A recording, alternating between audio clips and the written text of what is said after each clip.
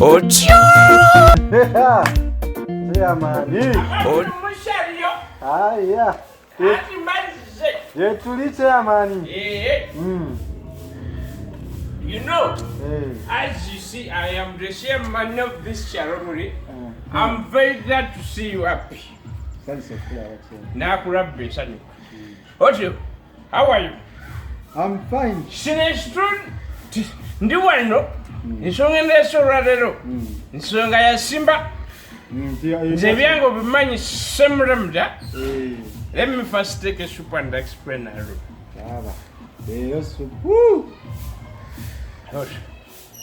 Chairman wa Sharumu yayongedde okulumya abemushireko. Okay. Ensonga ndese. Lero njagala kwogera ku bintu ebi. Kina kikyema. Njagala kwogera ku byemizannyo ne sports. Kitya. Ensonga ndese lero. Sports ne byemizannyo. Wano mu Uganda tulina ebyemizannyo. Sports ne byemizannyo. Tulina ebyemizannyo wano mu Uganda wano. Tulina timu zaffe ez'emipiira. Tulina Express Villa. Tulina KCC. Tulina Vipers. N'endala nnyingi nnyo. Naye esinga okubeera n'obuzibu wano. Tulemeddwa okuwagira ebyaffe ne tugenda ku bye tutamanyi. Wano bannayuganda tebaagala kuwagira bya mizannyo. Naye basanga bali mu kuzunga bawagira sports. Sports ate yaliwa ku gundi. Tumanyi the difference between sports and ebyemizannyo. Here comes the sports. There is a team called the Arsenal. Football club. That's the sports team. Munsi z'Abawarabu n'Abazungu. Let me first take a soup and I remember. Nsi z'Abawarabu n'Abazungu. Wano abawagira Manchester. Bangi balinga batwala. Bangi. Manchester yo yansi ekyo. Nayo beyo Abawarabu Abazungu.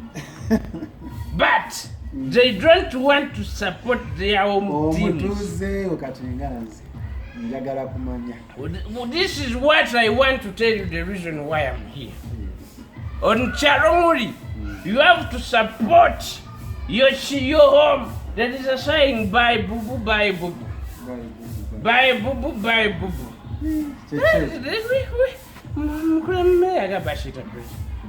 Let me first take a soup and I remember. Oh, I've remembered. It's like this. Buy Uganda, build Uganda. The people of Uganda, they don't want to support Uganda. That's why you don't support your team. We have the Vipers. May I support Vipers? It's a good team. It's a good team. Oliwa Vipers. But we don't say Shirambe stand. Don't question me.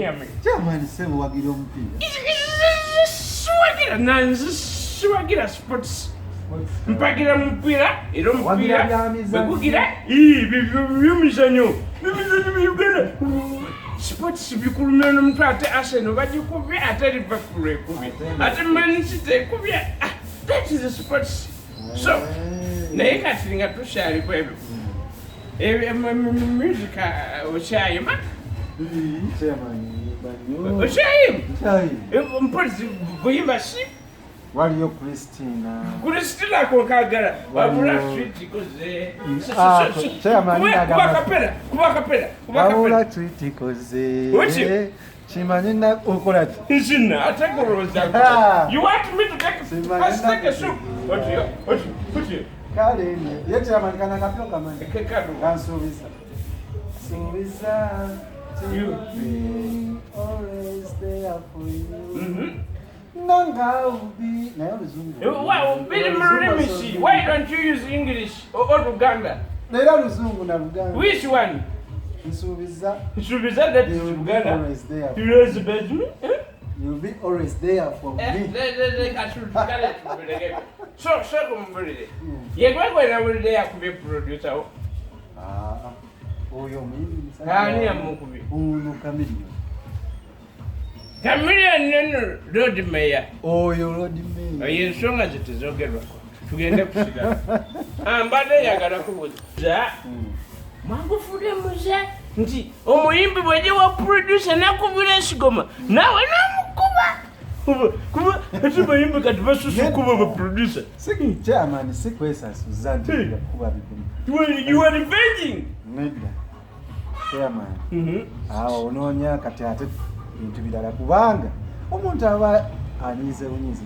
Oba nawe you don't mix something. Say kati akati producer yani kubako.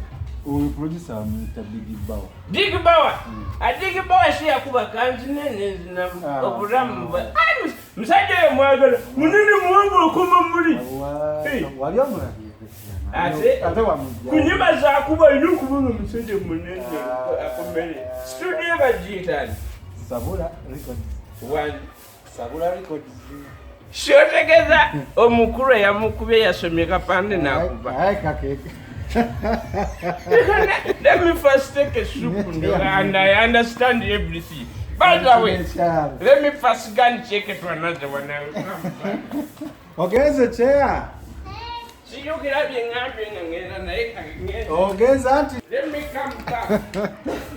Yasomye Sabula. Auntie Sabula. Waka Sabula nyoko.